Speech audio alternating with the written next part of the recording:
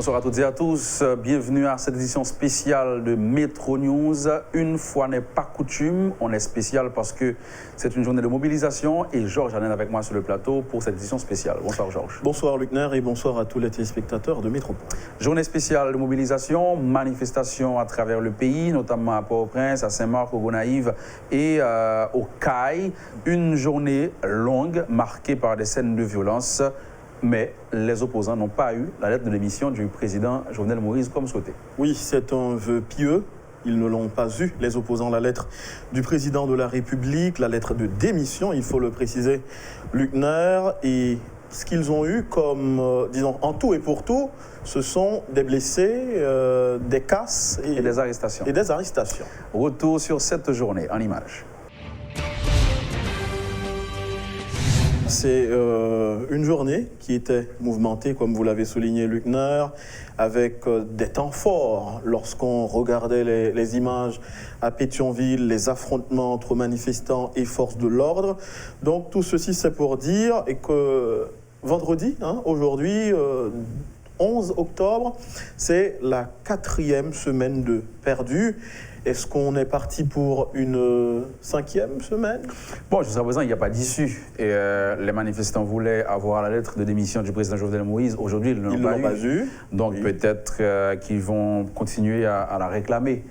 Et, il faut attendre lundi pour voir plus ou moins clair. Et comme on l'a constaté, les gens qui se sont accommodés à cette nouvelle réalité. Donc il faut d'abord écouter la radio dans la matinée pour savoir comment sont les rues avant de sortir. Oui. Donc il faut croire que c'est pas comme ça qu'on va sortir de cette situation. Non, il y a une habitude qui s'installe et ça peut... Alors, une journée à l'appel de l'opposition, manifestation à Pétionville pour réclamer la démission du président de la République, pour ensuite monter à Pèlerin, c'est encore un vœu pieux jusqu'à présent. Les manifestants n'ont pas pu franchir le barrage. Voilà, les manifestants n'ont pas respecté leurs mots. Ah oui. Parce que dans un premier temps, il était question de faire un transit. D'accorder 2 heures au président. Voilà, de transiter sur la place Saint-Pierre. Ça n'a pas été le cas. Les manifestants sont arrivés à Saint-Pierre et aux abords de la place et ils ont voulu monter directement vers Pèlerin. Et c'est là qu'ils ont buté sur un dispositif assez impressionnant de sécurité. Et après, bon, la police a utilisé les moyens classiques à sa disposition pour disperser la foule. Voilà, donc la police qui a dû sortir ses muscles, qui a dû montrer ses muscles. Une nouvelle fois, il y a eu des blessés. Oui. On a déploré plusieurs blessés. Je vais dire une utilisation excessive, je peux le dire. Oui, de gaz lacrymogène. Bon, ou encore une utilisation de gaz lacrymogène à la hauteur de la détermination des manifestants. Oui. Ça, je préfère ça. Voilà. Mais vraiment, c'était compliqué à Pétionville. De circuler à Pétionville, de respirer à Pétionville. Cet après-midi, beaucoup de gaz lacrymogène. Mais il faut croire aussi que la foule était immense. Immense. Est-ce qu'on peut parler de marée humaine? Bon, il y a des médias qui le disent tout carrément, mais c'est une foule immense ça va en de plus en plus. Voilà, ça va en grandissant. Il faut tenir compte de tout ça. À Delma, il ne faut pas oublier, Luckner, qu'il y a eu du grabuge, qu'il y a eu affrontement, échange de jets de pierre entre riverains et manifestants. On l'a vu, un petit commerce qu'on a incendié. Donc il faut en tenir compte. Et notre consoeur, une étrangère, photojournaliste de l'AP, Associated Press, qui a été blessée au niveau de la main. C'est ça. S'il faut le souligner, ce n'est pas Amélie Baron. Non, ce n'est pas Amélie Baron, c'est clair. C'est une journaliste, une photojournaliste dont on ignore le nom jusqu'à présent. Oui, et donc ça c'est pour parler des affrontements entre riverains et manifestants. On a assisté aussi à des scènes de braquage, des individus qui ont braqué des gens, des passants. On a vu ça. On a fait mention en direct sur la radio et sur la télé. Donc c'est cette longue journée qui s'achève. et avec des blessés et aussi des morts, à Saint-Marc par exemple. Oui, à Saint-Marc. On a déploré un mort et des blessés. Oui, la mort d'un jeune homme. Oui. Un jeune de 16 ans, je crois, oui. Et avec cette tentative d'incendie d'une succursale de banque. Tout ça s'est passé à Saint-Marc aujourd'hui. Donc, une journée assez mouvementée. On a vu Pétionville, qui était une ville morte après les mouvements de rue. Donc, tout ceci, c'est pour dire que il y a pas, la paix ne règne plus. On ne peut plus penser à la paix aujourd'hui. Et il y a un média international, un média étranger, et qui a une expression propre pour qualifier ce qui se passe en Haïti, c'est dire que c'est un pays abonné au malheur. Ouais, donc voilà, au niveau de l'international, nous sommes très laids, on nous voit très laids. Donc c'est ça pour la nouvelle réalité haïtienne. Oui, la nouvelle réalité parce qu'il y a toutes ces pratiques au sein des manifestations, et scènes de violence, pillage, braquage, et le gros lot, le grand morceau, c'est les tentatives d'incendie. Le feu se mêle toujours de la partie. Ça devient monnaie courante. Oui. Alors, il faut souligner, c'est Rebecca Blackwell. Ah, c'est le nom de la journaliste qui a été blessée, journaliste de AP, Rebecca Blackwell. Voilà. Et donc, les manifestants n'ont pas pu atteindre leur objectif, qui était de monter à Pèlerin. Oui. Il y a aussi ce groupe qui était parti de Thomasin, il faut le souligner. La police a tenté de disperser la foule au niveau de Thomasin 32. Elle n'a pas réussi, finalement, elle l'a fait au niveau de Thomasin 25. Donc, ce groupe non plus n'a pas pu atteindre Pèlerin 5. Voilà. Donc, la police a mis tout en œuvre pour empêcher cet exploit de la part des opposants. Des officiels étaient dans les rues. Oui, j'allais le souligner. Sorel Jacinthe, Nenel Kassi, oui. Et Antonio Cherami. On a vu aussi d'autres des leaders politiques comme Paul Denis, ouais. Josué Méridien. Voilà. Donc, c'était une journée complète en termes de foule, en termes de représentation officielle. Oui.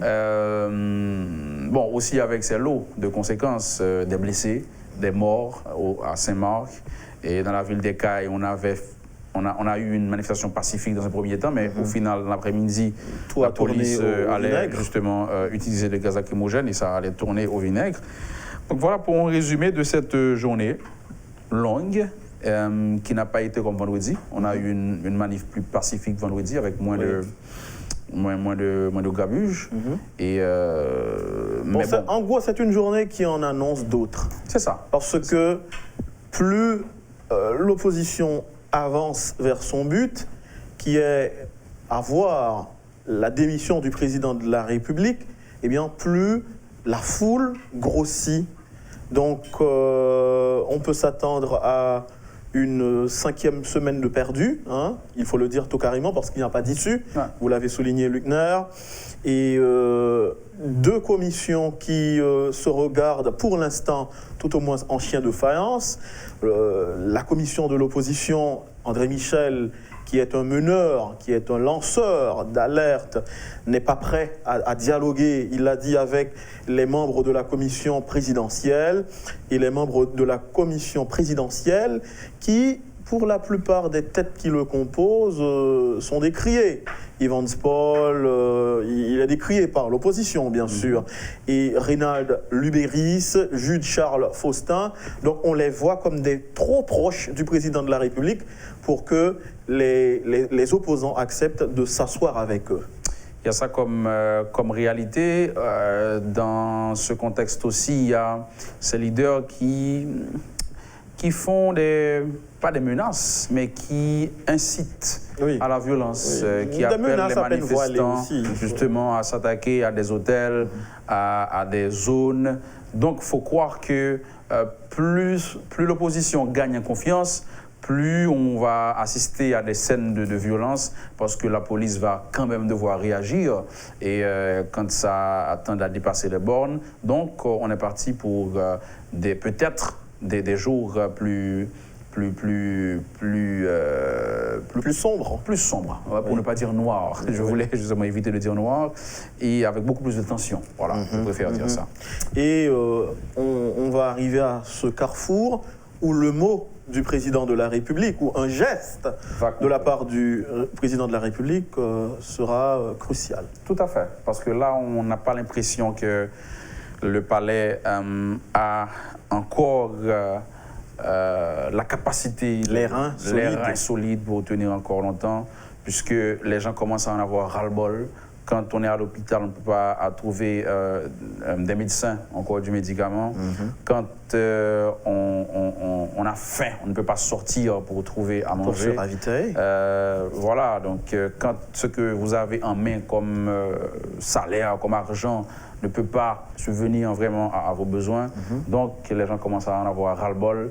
Et le discours aujourd'hui, c'est le président a le choix, soit il reprend le contrôle et permettre à chaque citoyen de pouvoir vivre, recommencer à vivre, ou qu'il accepte de faire le geste, parce que certainement, il ne peut pas continuer à vouloir garder le pouvoir sans pouvoir offrir à chaque Haïtien une garantie de sécurité, mais aussi un minimum par rapport à ce qu'on voudrait avoir pour vivre, certainement. Voilà donc pour tout ce qu'il faut retenir sur cette journée, Georges. Mais sinon, à la dernière minute de cette journée, on a cette note ou encore cette déclaration commune pour un gouvernement de sauvetage national proposé par plusieurs organisations. Oui, en effet, et ça commence par une alerte haïtiens, haïtiennes d'Haïti, de la diaspora, l'heure est grave. Donc c'est un ensemble d'organisations, de secteurs qui ont paraphé cette déclaration. Et dans cette déclaration, Luckner, les signataires demandent, ils sont partisans d'un tabula rasa, en quelque sorte. Ouais. Ils souhaiteraient tout au moins que le président parte, le Parlement aussi doit partir. Donc c'est ce qu'il faut retenir de cette note signée par plusieurs organisations de défense des droits humains, secteur syndical et puis l'association des patrons. Oui, tout à fait. Alors il faut dire que cette proposition ne vient pas de la classe politique, c'est une proposition de la société civile et qui s'adresse aussi bien qu'au président, au Parlement qu'à l'opposition. Oui. Donc le départ du président, le départ du Parlement et un engagement plus clair de l'opposition en faveur d'une bonne transition, c'est ce qu'on peut retenir de cette proposition. Et ceux qui ont signé cette déclaration appellent donc à la mise en place d'une structure appelée passerelle pour assurer la transition, alors quand je dis la transition, de ce pouvoir à celui qui va prendre la relève. Donc, les organisations qui ont paraphé cette déclaration proposent donc, comme membres de cette structure, Franz Bernard Crane, Carole Demesmin, Castel Germeil, Dr Sophia Laureus, Dr Charles Maniga, Sabine Maniga et le maître Zéphir. Voilà pour les noms. Cette personnalité. Oui, les noms qui devraient constituer la structure baptisée Passerelle qui doit assurer la transition vers la transition. Oui. Donc la passation de pouvoir entre le pouvoir actuel et celui qui va le remplacer. Oui. Voilà ce qu'il faut retenir de cette déclaration. Et pour authentification, les signataires, ce sont Jocelyne Colanoël de GILAP, Édouard Poultre Conan. Voilà, on a 54 organisations syndicales qui ont paraphé, et on a des vaudouisans qui ont paraphé, des organismes de droits humains qui ont des paraphé, organismes communautaires également. Oui. Organisations de femmes aussi, et organisations patronales. Voilà. Merci Georges. Merci à vous d'avoir été avec nous pour cette édition spéciale de Metro News. Et à bientôt.